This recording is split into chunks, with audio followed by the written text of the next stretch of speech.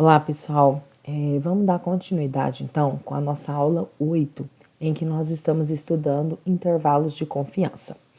Na aula anterior, eu expliquei para vocês a primeira fórmula, que era o intervalo de confiança para a média, quando a gente tinha o desvio padrão, né, da população. Só que existem algumas situações em que a gente não vai ter o conhecimento a priori desse desvio padrão da população. Como a gente sempre tem às mãos os dados da amostra, então o que a gente vai trabalhar? Vai trabalhar com o desvio padrão dessa amostra. Então, quando a gente tiver, né, no enunciado, a gente tiver a média, né, que é o x barra da amostra, e o S, que é o desvio padrão dessa amostra, tá? Então, o nosso intervalo de confiança para a média da população vai ser por esta fórmula aqui, tá? E aí a gente não mais vai usar a tabela da distribuição normal. Então são duas situações, né, que lá na aula 7 eu expliquei para vocês que nós usamos a tabela T de student. A tabela T ela é usada quando nós temos amostras pequenas ou quando nós temos desvio padrão da amostra e não da população, que é o caso, nesse caso aqui que a gente vai abordar agora, tá? Então, esse T de alfa sobre 2 é um valor tabelado, né? Lá na tabela de T é que a gente faz o desenho, né, da distribuição, coloca o alfa, que é a probabilidade do erro, nas caudas do nosso desenho. E aí, a área de probabilidade que fica na cauda superior do nosso desenho é o que a gente olha na tabela em função do grau de liberdade. Lembrando sempre que o grau de liberdade é o tamanho da amostra menos 1, tá? S é o desvio padrão e o N é o da amostra. Então, vamos a dois exemplos utilizando essa fórmula aqui, tá? Primeiro deles, uma companhia adquiriu 500 cabos, uma amostra de 30 deles, então, né, ele tinha ali 500, ele pegou uma amostra de 30, foram selecionados ao acaso e esses 30 apresentaram uma tensão de ruptura média, né, quando eles tinham ali 2.400 quilos, com desvio padrão de 150 quilos. Então, esse desvio padrão, ele está sendo mencionado do lado da média da amostra. Então, como ele não vem com a palavra populacional, então esse desvio padrão é o S, ele é da amostra, tá? E aí, então, ele vem e faz, né, o pedido, né, do exercício, obter o intervalo de confiança com 95% de confiança para a verdadeira tensão média de ruptura desses cabos, tá? Então, aqui a gente coloca o que a gente leu no nosso enunciado. Eu tinha 30 cabos, esses 30 cabos foram testados e eles suportavam aí uma média de 2.400 quilos, com um desvio padrão S, que é da amostra, de 150. O nível de confiança, ele falou que é 0,95. E aí a primeira coisa que a gente faz é desenhar a tabela, o desenho da distribuição T e tentar e achar o T de alfa sobre 2. Ó, então lá na aula 7 que eu expliquei para vocês, esse T de alfa sobre 2, ele é o mesmo valor, tanto no, né, na cauda superior quanto na cauda inferior, o que diferencia é o sinal positivo para negativo. Como que eu achei esse 2,045? Então, primeira coisa, a gente vai lá e calcula o que é o grau de liberdade. Então, o grau meu de liberdade é N menos 1. Ou seja, eu tenho 30 amostras de cabos menos 1, então eu vou olhar 29 graus de liberdade. Então, como eu sei que a minha confiança é 0,95, então o meu alfa é 0,05, que é o que falta para dar 1. Então, esse 0,05 fica metade na cauda superior, que é 0,025, e metade na cauda inferior, 0,025. E aí, eu expliquei na aula 7 para vocês, a gente pega a área da cauda superior, ou seja, a probabilidade que está aqui acima, que é 0,025, e para o grau de liberdade 29. Então, vamos dar uma olhadinha lá na nossa tabela? Então, a gente vem aqui, ó, 0,025, lá na linha do 29 graus de liberdade, então tá aqui, ó, marcado em vermelho, 2,045. Então, esse é o valor que nós vamos olhar, pegar e substituir lá na nossa equação. Então, voltando na nossa equação, nós temos lá, então, que o IC para a média, né, A1 menos alfa vai ser igual a x barra, mais ou menos T de alfa sobre 2, que multiplica S sobre raiz de N. Então, x barra é 2.400, O meu T de alfa sobre 2, 2,045, que multiplica 150 sobre raiz de 30. A partir de agora, só contas, tá? Então, nós chegamos, tá? Que essa população desses cabos, tá? A média de ruptura que pode ocasionar com o peso vai variar de 2.344 quilos a 2.456 quilos. Então, esse é o intervalo. O que é a ideia do intervalo? É ampliar o nosso campo de acerto, tá? Então, a média desses cabos de tensão, de suportar e romper, então seria em torno desses dois intervalos. Lembrando que na hora que vocês forem escrever, a gente coloca mais ou menos aqui na equação, mas a gente tem que colocar o valor com a subtração primeiro, tá? Quem na prova coloca invertido, colocar, por exemplo, 2.456 e depois 2.344, vai perder aí um meio pontinho, tá bom? Então, muita atenção, a gente tem que colocar os números na ordem do menor para o maior. Vamos em mais um exemplo.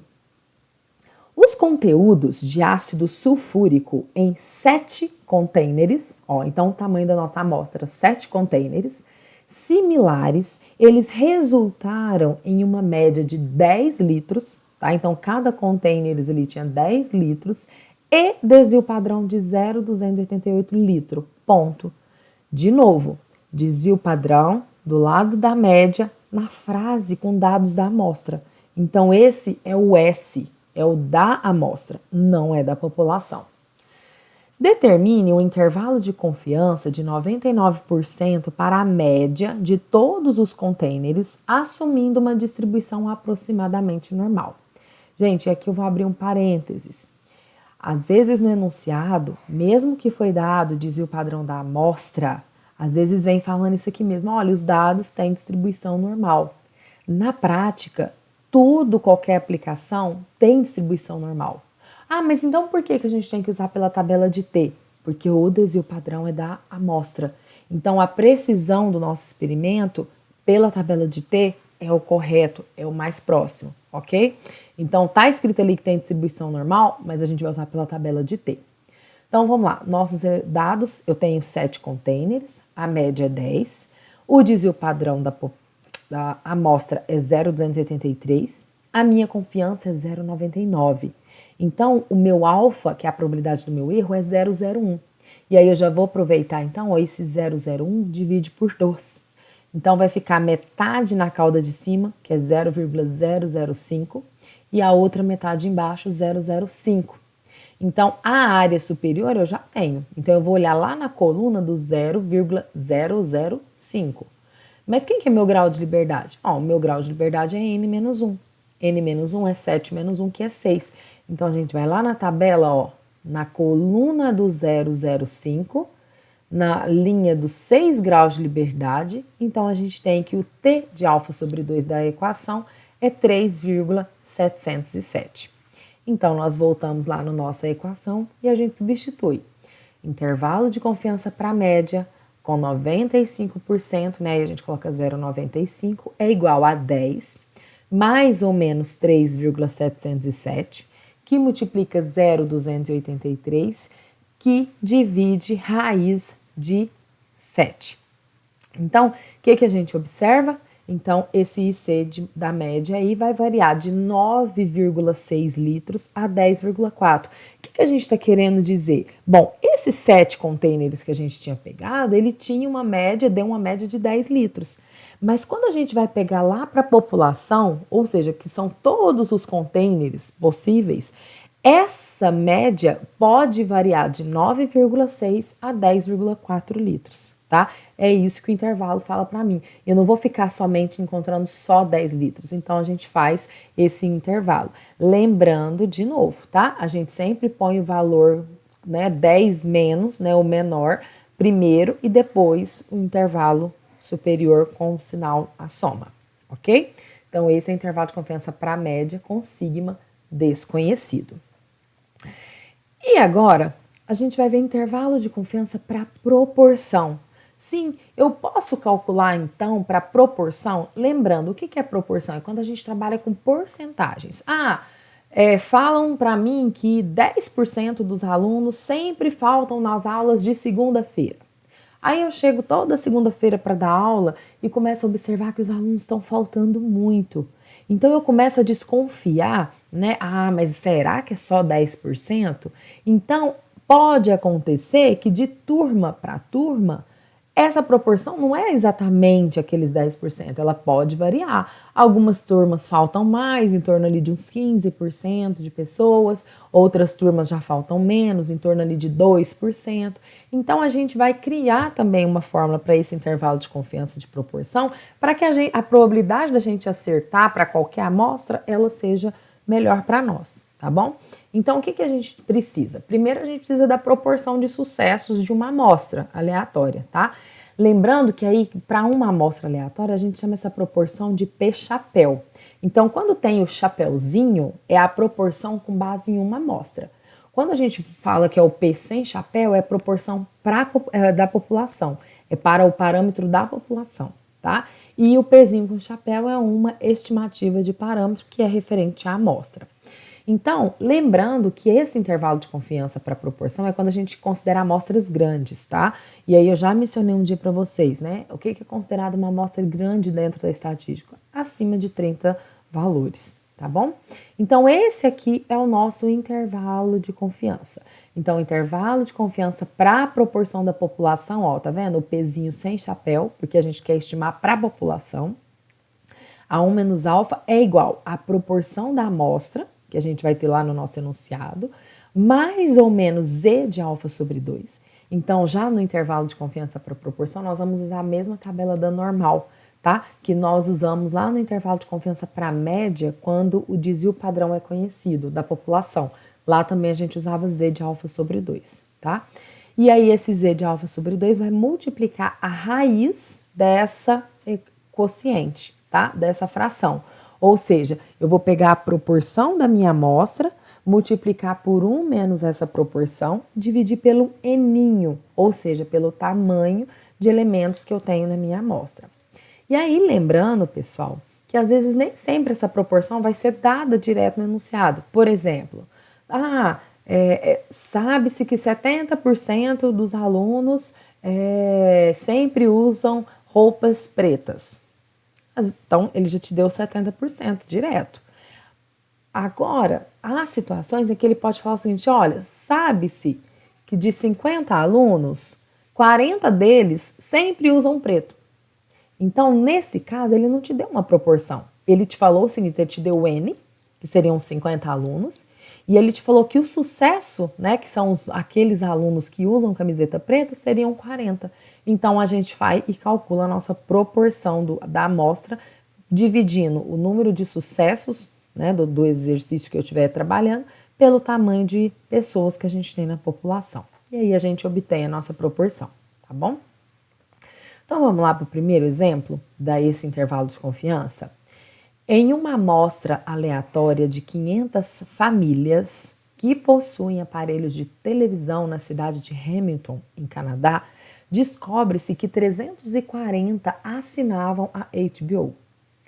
Determine um intervalo de confiança de 90% para a atual proporção de famílias dessa cidade que assinam a HBO. Bom, então primeiro, quem que é o número de famílias que eu tenho? 500.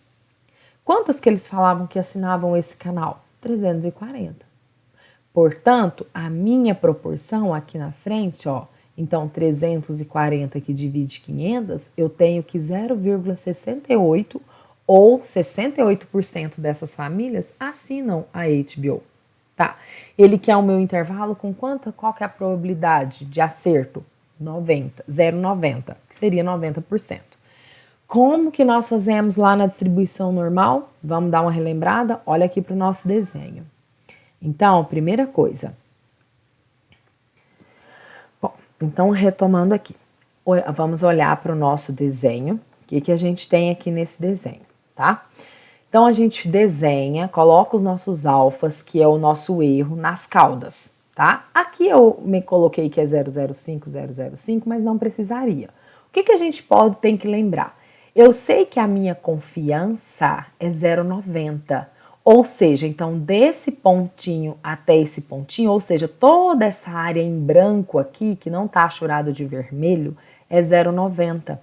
E a minha distribuição normal, ela é simétrica, ou seja, metade do 0,90 vem para o lado esquerdo e metade vem para o lado direito. E quem que é essa probabilidade, a metade de 0,90? Tá aqui, ó, 0,45.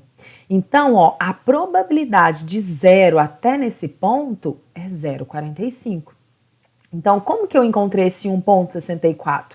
Nós vamos lá na tabela da normal, e aí a gente vai olhar entre aqueles valores que tem 4 casas decimais ali no meio, procurar ali a probabilidade de 0,45. Hora que eu encontrar essa probabilidade, é só eu olhar na linha e a interseção com a coluna, qual que é o meu Z. Então, aqui eu coloquei a tabela para vocês, ó. Eu já marquei aqui para vocês em vermelho. Então, notem que eu tenho dois valores que aproximam a 0,45. Eu tenho 0,4495 ou 0,4505, que passa um pouquinho.